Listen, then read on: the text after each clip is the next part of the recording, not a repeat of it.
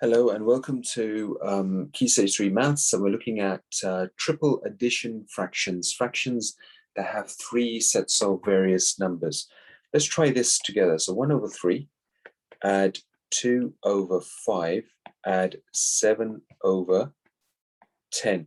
So we need to make a common denominator where all three numbers will be able to divide into. So which one multiple of 3, 5, and 10 can all three numbers actually divide into? What do we think about this?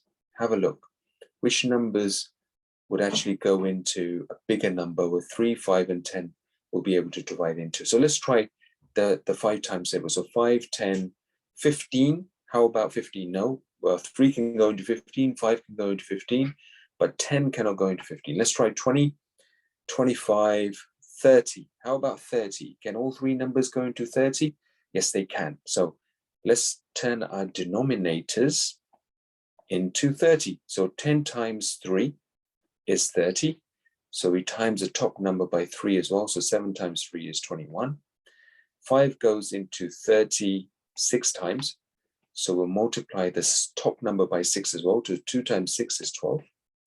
3 goes into 30 10 times. So 3 times 10 is 30. And then multiply the top number by 10 as well. And 1 times 10 is 10. Now let's add up the top numbers. So 10 add 12 add 21. So that gives us 20, 30, 43 in total. And remember, our denominator has to remain the same. Okay, it's very, very important that our denominator remains the same. So the answer in this case is 43 over 30. This can be turned into a mixed fraction if you wish, but in this case, in our questions that we have here, we do not need a mixed fraction. So 43 over 30 will be the correct answer. Okay, so good luck. Try the similar methodology for the rest of the questions, and we'll follow these up in our next class. Take care.